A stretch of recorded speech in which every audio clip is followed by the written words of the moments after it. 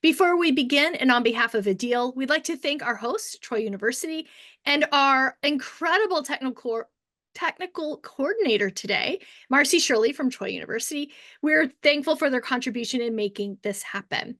Thank you for joining us for Integrating Generative AI into Pedagogical Frameworks by the Dr. Gloria Washington. The floor is yours.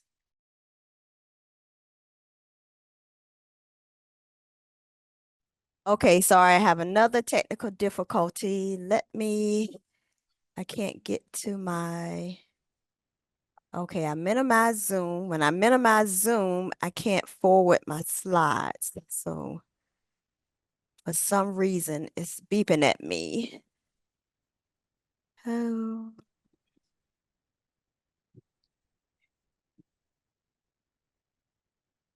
Would it help? Oh, there you go. Let's see. There we go. I got it back now. Okay, y'all can see the presentation, right? We can, yes. Okay, great. I don't know why I'm the only one today that have had difficulties, but that is okay. So we are going to jump right into the session. And welcome to this session on integrating generative AI into pedagogical frameworks. And I am Dr. Gloria Washington. I have been in higher education for 26 years, and I am currently an instructional designer at the Center for Teaching Excellence at the University of South Carolina. So I did provide you with the link to the presentation, so I just ask that you read this important notice very quickly, and we will move on. Okay, I'm gonna go ahead and click. So by the end of this session, you'll be able to identify some strategies for using generative AI within established pedagogical frameworks like universal design for learning, active learning, and experiential learning. We'll also look at evaluating generative AI tools and how you can design AI-enhanced activities that support rather than lead your instruction. The focus is on integrating AI meaningfully into what you're already doing, ensuring it complements your teaching and aligns with your course learning outcomes. So what is generative AI? Is often referred to as Gen AI or simply AI. It is a powerful tool that can generate new content such as text, images, and multimedia based on patterns it learned from input. Platforms like ChatGPT, Gemini, and Claude are powered by this technology. For educators, generative AI enables the creation of adaptive, customized learning experiences and assessments. It also helps instructors design more personalized, interactive content that supports diverse learner needs and enhances engagement. This AI can foster interactive problem solving and discussions, allowing for more dynamic and meaningful engagement. Large language models, or LLMs, are powerful AI platforms that generate human-like responses based on text input.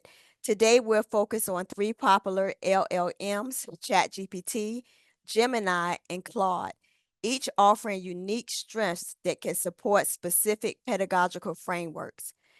For example, ChatGPT is excellent for fostering interactive dialogue and facilitating group discussions, which aligns perfectly with active learning. It can generate dynamic conversations that encourage students to engage critically and collaborate in group settings. Gemini incorporates real-time, fact-based data, making it ideal for Universal Design for Learning, or UDL, activities. This ensures content is current, adaptable, and accessible for all learners, which is the key to UDL's goal of providing equitable learning opportunities. Claude focuses on ethical, unbiased content generation, making it a strong fit for experiential learning, especially in role-playing activities.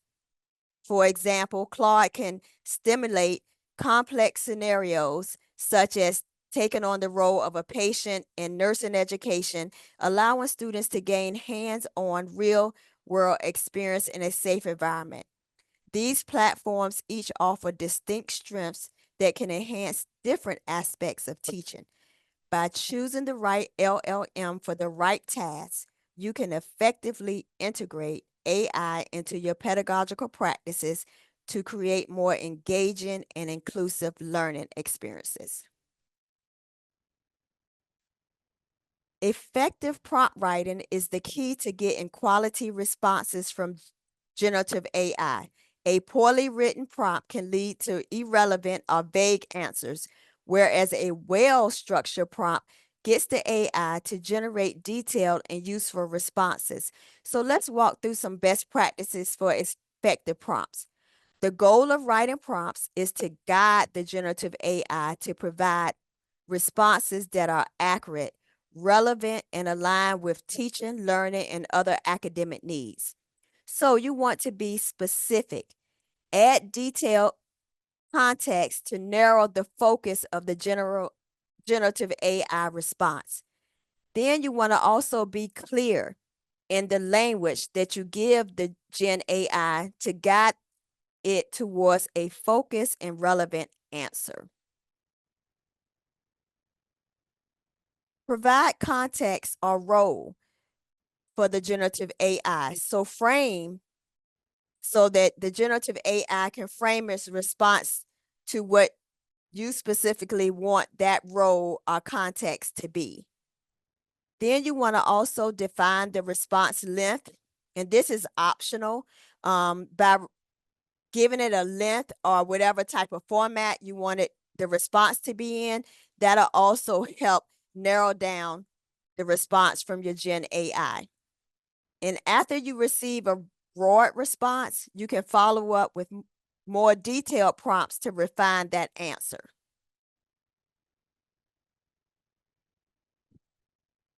So let's quickly touch on UDL, or Universal Design for Learning. It is a research-based framework that helps us design teaching and learning experiences to meet the diverse needs of our student. The idea is to provide flexibility in how we present content, engage students, and assess their learning, which makes our courses more inclusive and accessible. By offering options and multiple ways for students to engage with the material, UDL helps reduce barriers to learning. This approach benefits all students, not just those with disabilities. So in diverse classrooms, UDL can increase engagement and improve our learning outcomes. Engagement, the why of learning, focuses on how students engage with the course content, the instructor, and peers, as well as their motivation and interest in learning. It's about providing options to stimulate motivation and sustained efforts. Representation, the why of learning, addresses the various ways course content is presented to students. It emphasizes offering content in multiple formats to accommodate diverse learning preferences. And then lastly, action and expression, the how of learning. This principle refers to how students demonstrate their knowledge and understanding. It encourages providing multiple ways for students to express their learning, such as through writing, speaking, or creating multimedia projects. So we talked a little bit about UDL, and I'd like for you to think about which one of these principles are the most challenging to you. Is it engagement? You have the challenge with motivating your students. Is it representation? Is it action and expression? Or are they all equally challenging? And if you can just put A, B, C, or D in the chat area, that'd be great. And I'll give you a second to respond on that.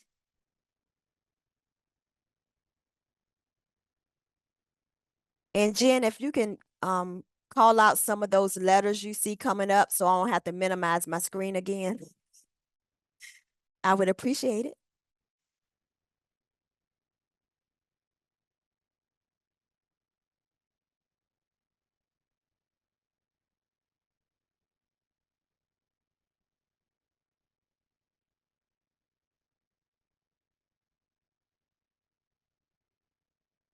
looks like most people are saying A, but there's also a couple of B's in there. Okay, okay. So some A's and a couple of B's. Okay, thanks so much, everyone, for participating. And so here is a UDL example for Gemini on a real world scenario. So as you read through this prompt, you will notice that it specifies the real world scenario being global supply chain disruption. And it provides clarity on what to include, the company background, strategies, and effects. It is framed from the perspective of a business instructor, and generative AI is asked to create a scenario relevant to students studying business. It also gives Gemini a word limit, saying 1,000 words.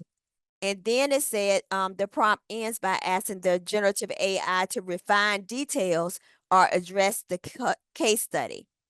So by aligning the prompt with these three UDL principles, the assignment becomes more inclusive, allowing students to engage with the content in ways that match their learning experiences, while also ensuring the task is meaningful and connected to the real world situation or the real world context.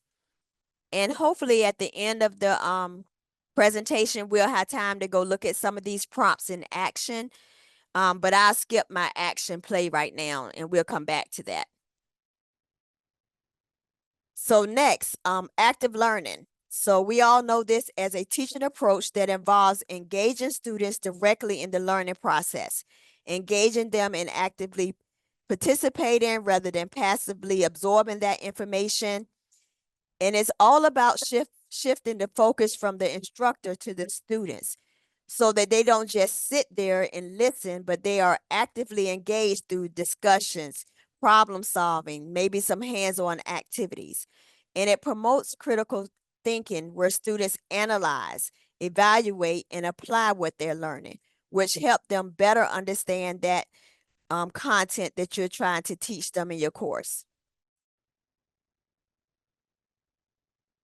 And so here is a prompt for active learning. It is a group discussion and is written for ChatGPT. And so as you take a look at this, you will see that it's telling ChatGPT that it is an English instructor preparing to do an active learning group activity for students. It tells ChatGPT what the focus is, which is Southern literature.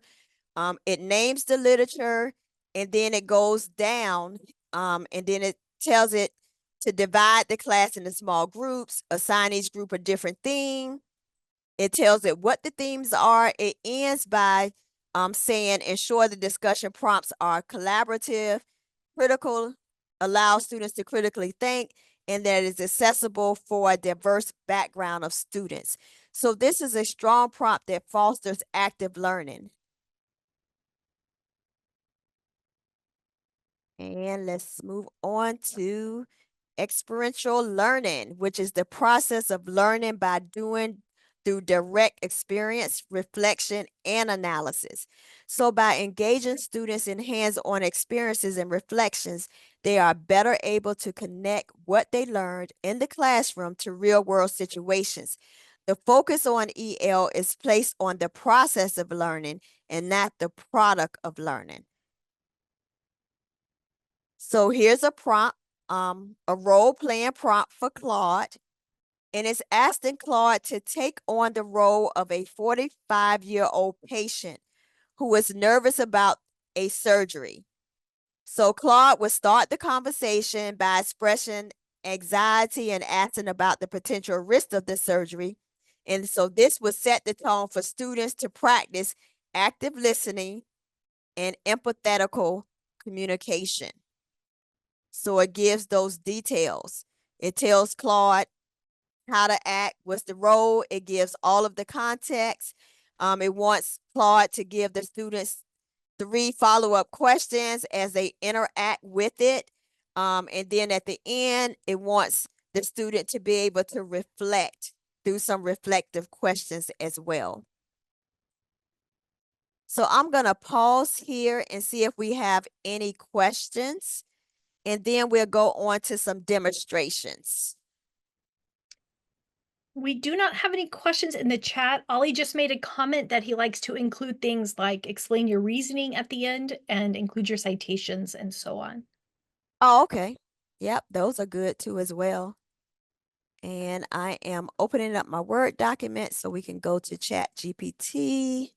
Sometimes it doesn't lie about it as well, which is even nicer. Okay, so you should be seeing my Chat GPT screen now. We do, yes. And I am going to paste the English prompt that you saw earlier. I'm going to paste that into Chat GPT. And I am using the paid version, which means I can attach files as many as I want. I don't run out of the number of attachments I can do, which is one good thing about paid. And I noticed that the paid version normally gives just slightly better responses. However, the free version, I use that forever and it worked just as good as well. So I'm running the prompt, and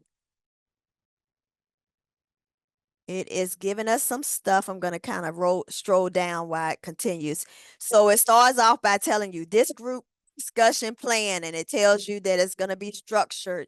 It's going to encourage deep analysis, critical thinking, and it tells you what literature that the themes are going to be based on. And then it talks about 5 minutes for the group discussion. It talks about the formation of the theme assignments, and it even gives you more information here for Race explain how the novel addresses the legacy of slavery. And so it goes on group discussion, 20 minutes. And so with this particular response, you can take this response and review it, make sure, check it for accuracy first, and then you can modify it to be structured for your particular course. Okay, so would anyone like to make any comments on this response? Is it anything that stands out particularly to you? And you can come on mic if you like.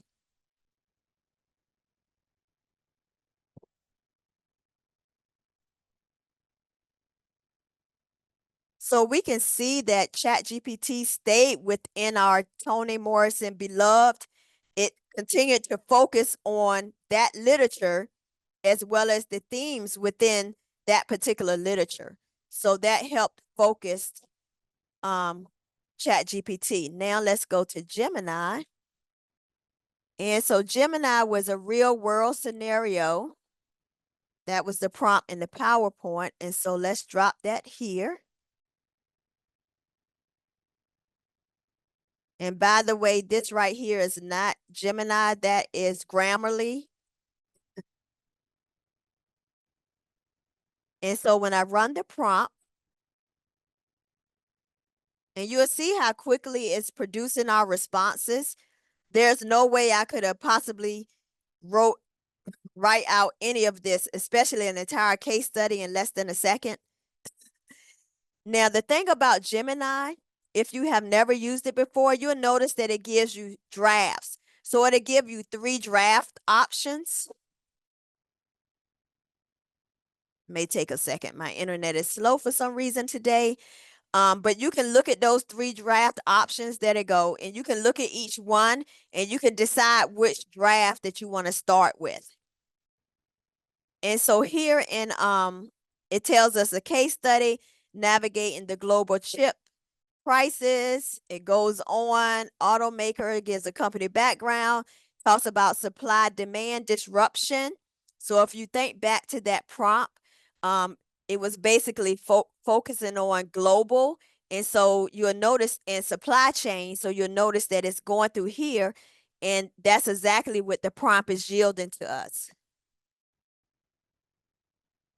So it talks about strategies to address. And again, you would verify the content, read through it. You can modify it, and then look at the discussion questions it gave us. Based on this case study, it produced us some questions, and we could give modify these if needed, and give these to the actual students. And this can become that case study. Any questions on Gemini?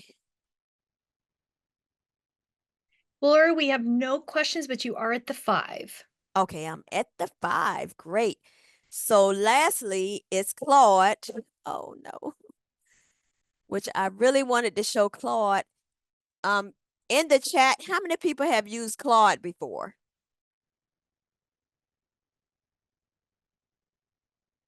Yes, no. I'm gonna try to go into Claude real quick.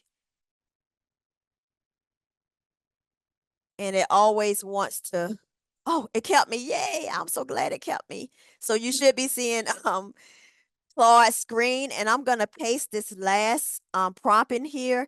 And this was the prompt where we want to do that scenario. It was about the scenario with the nursing student and Claude. And so I am going to push this up button.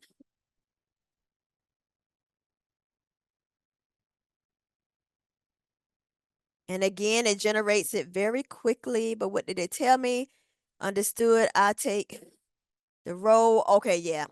So then I would have to type something in as the student. And let's see, what are the risks involved? And then the student would type the risks that are involved. So basically, the nursing student, let's say they received the lecture on this content about dealing with a patient who's nervous. And so it gives them a practical application to applying what they learned in the classroom.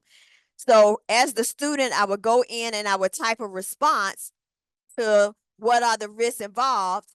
And then once I type that response, Claude would come back to me with a response back to me. Anyone want to give me anything to type here?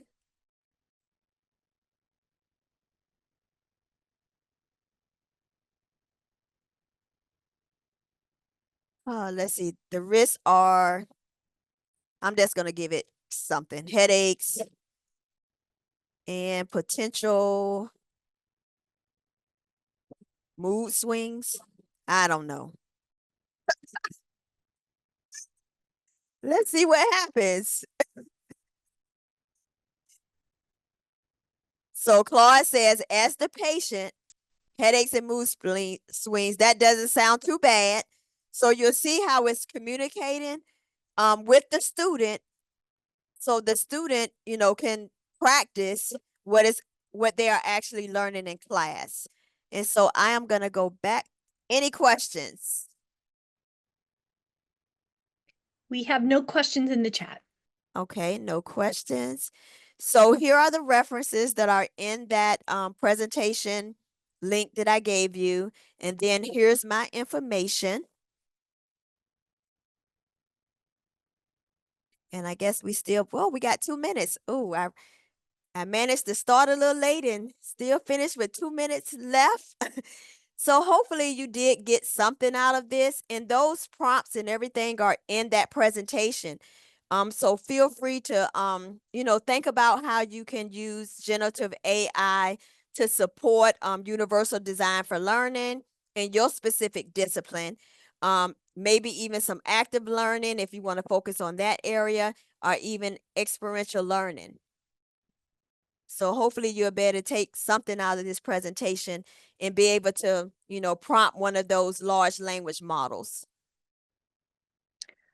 I know I've learned that there's a lot about AI I do not know. So thank you so much. I appreciate it. You're And welcome. thank you, Dr. Washington, for your presentation, and for everyone attending. Please be sure to complete the conference evaluation. I am putting that into the chat right now. And stick around for, hang on, I can't talk and manage my mouse at the same time, evidently. We do have the awards categories and recipients coming up. And then after that, we have a little bit of the history of ADEIL, which I know will be a wonderful session. So thank you for coming, and we hope you stick around for the rest of the very interesting pieces we have left in the conference.